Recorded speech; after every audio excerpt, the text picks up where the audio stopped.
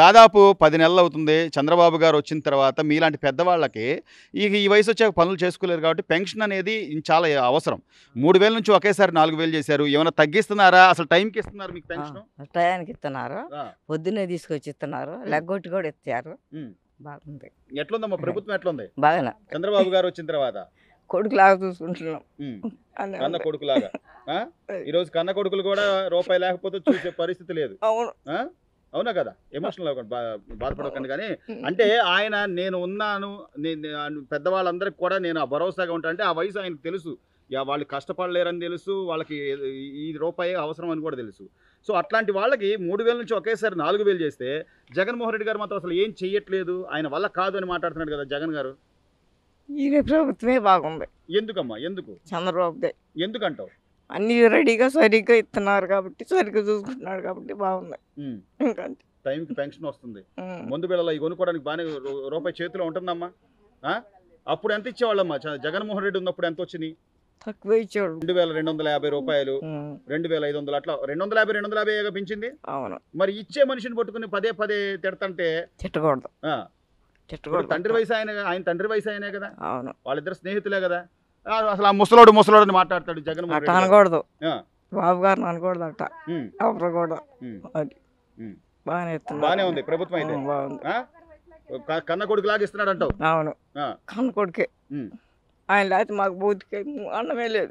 ఈ 10 నెలల కాలంలో రోడ్లు వేస్తున్నారు, పరిశ్రమలు రాబోతున్నాయి అంటున్నారు. చంద్రబాబు ప్రభుత్వం వచ్చిన తర్వాత, కూటమి ప్రభుత్వం వచ్చిన తర్వాత చాలా బాగానే ఉంటుంది. దేనికి కూడా రోడ్లు కానీ, పనులు కానీ, మరి ఇసుక కానీ, ఏది కానీ అన్నిటికీ బాగానే ఉంటుంది.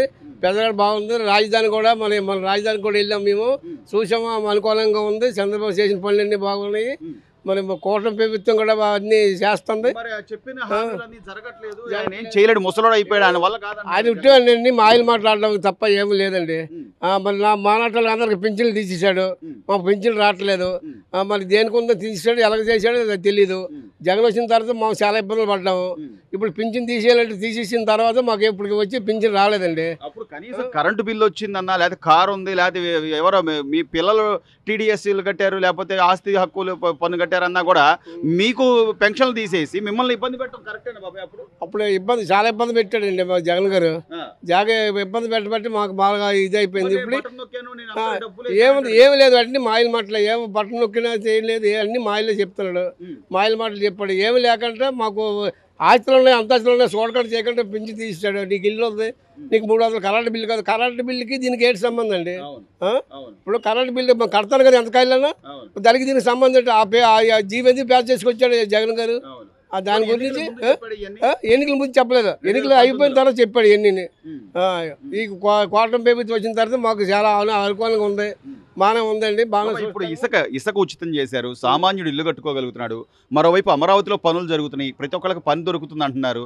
ఇన్ని సానుకూల అంశాలు కనపడుతున్నా కూడా అంబటి రాంబాబు గారు, లేకపోతే రోజా గారు, లేదా వీళ్ళందరూ ఇంకా వీళ్ళ వల్ల కాదు, వీళ్ళు ఏం చేయలేరు, మొన్న మోడీ వచ్చి చాక్లెట్ ఇచ్చి వెళ్ళాడు అని చెప్పి అవన్నీ అబద్ధాలు మాట్లాడండి.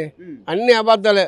ఇప్పుడు చంద్రబాబు వచ్చిన కూటమి ప్రభుత్వం వచ్చిన తర్వాత చాలా బాగానే ఉంటుంది. ఇసుక ఫ్రీకి ఇచ్చారు, ప్రతి ఒక్కరికి పనులు ఉంటాయి, బాగా పనులు చేసుకుంటారు. అన్న క్యాంటీన్ కానీ అన్నిటికీ బాగానే ఉంటుంది. ప్రతి ఒక్కరు అన్న క్యాంటీన్కి వెళ్ళి 5 రూపాయలు ఇచ్చి భోజనం చేస్తాడు. చాలా బాగుంటుంది. అదే మనకు మా అమరావతి మాకు పూర్తిగా అయిపోద్దండి. మనం మేమే వెళ్ళి చూసి వచ్చాం. అమరావతిలో బాగానే ఉంది, బాగానే చేస్తాడు చంద్రబాబు నాయుడు. అవన్నీ మాయలు మాట్లాడండి, అన్ని మాయలు చెప్తుండే ఏ సుఖం. అంతా మాయా మంత్రమే.